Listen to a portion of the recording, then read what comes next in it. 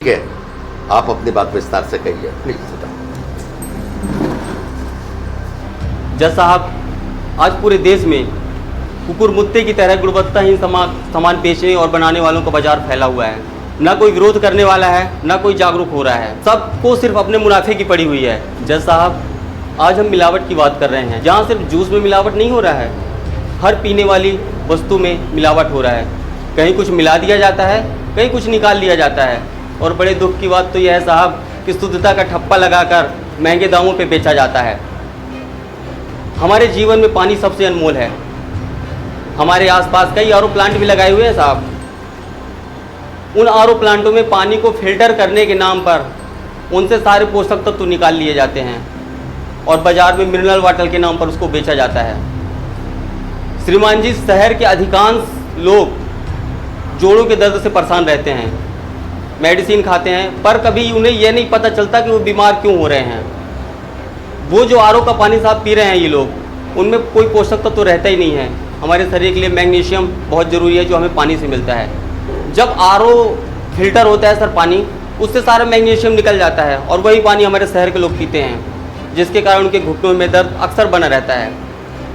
पर साहब, हम तो आरओ का पानी पीते हैं, लोगों को दिखाना है कि हमारे घर आरओ का पानी आता है। वह पानी सिर्फ प्यास बुझा सकता है सर, इसके अलावा कुछ भी नहीं। अब हम बात कर रहे हैं दूध की।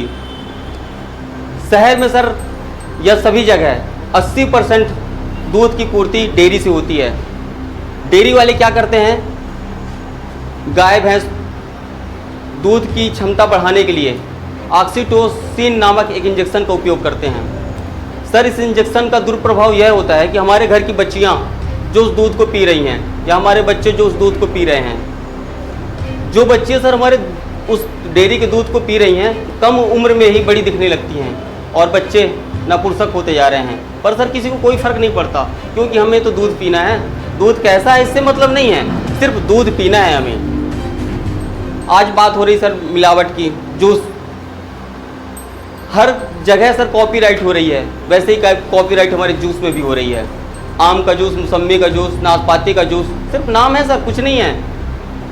कॉपीराइट नाम कस्टमर को दिखाने के लिए थोड़ा सा फ्रूट्स डाले जाते हैं, केमिकल से जूस बना के पिला दिया जाता है और हम बड़े मज़े से पीते हैं साहब, क्योंकि गर्मी है, हमें तो 10 रुपये का जूस मिल रहा है, जूस वाला 10 रुपये में जूस पिला रहा साहब, और हम मज़े से पीते हैं कि फल कौन खरीदे 100 रुपये के जी, ये 10 रुपये का एक गिलास जूस पी लो। साहब, आज मेरी बिटिया बीमार हो गई है, न जाने कितनी बच्चियाँ बीमार होती हैं, पर किसी को कोई फ़र्क नहीं पड़ता सर। सबको सिर्फ अपना मुनाफा दिखता है, कहाँ से कमाना है, कैसे कमाना है। उपभोक्ता फोरम में सर लोग शिकायत करने से डरते हैं। उन्हें लगता है कि अगर हम फोरम में शिकायत करेंगे, पता नहीं कब तक केस चलेगा, क्या फैसला होगा, क्या नहीं होगा। लोगों को सर ज़रूरत है जागरूक करने की, वो कैसे जागरूक हों और कैसे उपभोक्ता फोरम में आएँ। साहब, आपने लाखन जूस वाले की दुकान तो बंद करा दी सर, इससे क्या होगा?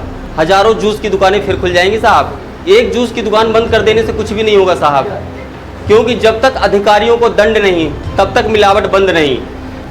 कि हर सरकारी कर्मचारी अपनी जवाबदारी और जिम्मेदारी का पालन निस्वार्थ करे। इन अधिकारियों के होते हुए भी मार्केट में खुलेआम गुणवत्ताहीन सामग्री बिक रही है, पर किसी को कोई फ़र्क नहीं पड़ रहा साहब, ना इस पर कोई रोक लगा रहा है। क्यों?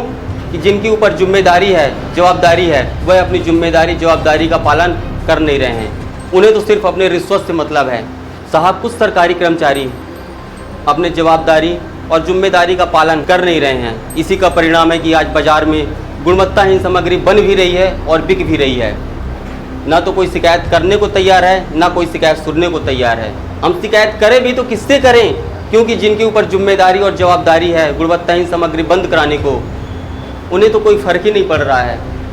जज साहब, इन अधिकारियों के अंदर अपनेपन का भाव नहीं है, और जब तक यह अपनेपन का भाव नहीं होगा ना, तब तक दर्द नहीं होगा। साहब, ये अधिकारी किसी से जीने मरने से कोई फ़र्क नहीं पड़ता, इन्हें तो अपनी रिश्वत से मतलब है। जज साहब, समाज और देश जाए भाड़ में, हम तो रहेंगे अपनी रिश्वत के जुगाड़ में।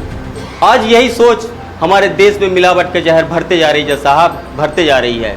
हर जगह डुप्लीकेट सामान खुलेआम बिक रहा है, क्योंकि बेचने वाले और बनाने वाले के अंदर से डेयरी ख़त्म हो गया। जज साहब, अगर हमारे देश में ये लोग पहले होते तो हम आज भी गुलाम होते। इनके अंदर अपनेपन का भाव ही नहीं है जज साहब। जिन्होंने हमें आज़ादी दिलाई उनके अंदर अपने समाज और अपने देश के प्रति अपनेपन का भाव था, तभी हम आज आज़ाद हुए। आज के सरकारी कर्मचारी जितने भी हैं जज साहब, उनके अंदर अपनेपन का भाव नहीं है। इसीलिए आज समाज में, बाजार में गुणवत्ताहीन सामग्री बिक रही है जोरों से। कोई रोक लगाने वाला नहीं है जज साहब। जिनके कंधों पर जवाबदारी और जिम्मेदारी है, वही लोग अपनी जवाबदारी सही ढंग से नहीं कर रहे हैं जज साहब। इसी का परिणाम है कि आज हर जगह पे, हर चौराहे पे गुणवत्ताहीन सामग्री बन रही है और बिक रही है। मुझे आज बेहद खुशी है कि ऐसे लोग भी हमारे समाज में हैं जो कुछ करना चाहते हैं लेकिन कोई कुछ करने नहीं देता। आज इस व्यक्ति ने इतनी बड़ी बात करी है जो हमारे देश में अभी तक किसी ने कहने की उम्मीद नहीं की। एक महिला थी, उन्होंने भी कहा हमारे समाज में है, लेकिन अब चुप बैठ जाते हैं।